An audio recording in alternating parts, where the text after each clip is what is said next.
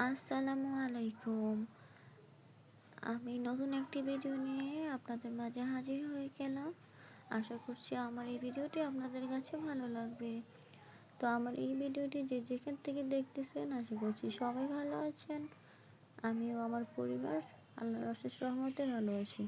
আমি এখানে রান্না বান্নার ভিডিও শুরু করছি। জানি না কেমন লাগবে আপনাদের কাছে, আশা করছি ভালোই লাগবে। যদি ভালো লেগে থাকে তাহলে আমার চ্যানেলটির পাশেই থাকবেন এবং একটা লাইক করে রাখবেন। আমি যেহেতু গ্রামের মেয়ে, গ্রাম থেকে ব্লগ শুরু করছি, তাই মাটির চুলায় গ্রামের অধিকাংশ মানুষই মাটির চুলাতে রান্না করে। খুব কম ভাগের মানুষই আছে যারা গ্যাসের চুলায় রান্না করে। তো আমি এখানে মাটির চুলায় রান্না করছি, তাও আবার লতা পাতা দিয়ে। তো আমার রান্না শুরু করছি।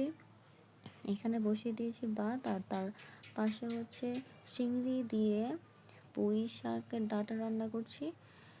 আরেক পাশে রান্না করছি পুঁই শাক, অন্য পাশে ডাল। আর এখানে ছোট চিংড়ি ব্লেন্ডার করে সব মশলা দিয়ে এটাকে আমি বড়া বানাবো।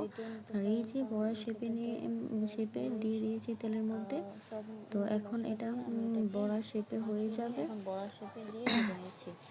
আমার এই ভিডিওটি এখানে শেষ করছি আজকের মতো। সবাই ভালো থাকবেন। বড়াগুলোকে উল্টে পাল্টে দিতে হবে, আসসালামু আলাইকুম। লেগে যেতে পারে।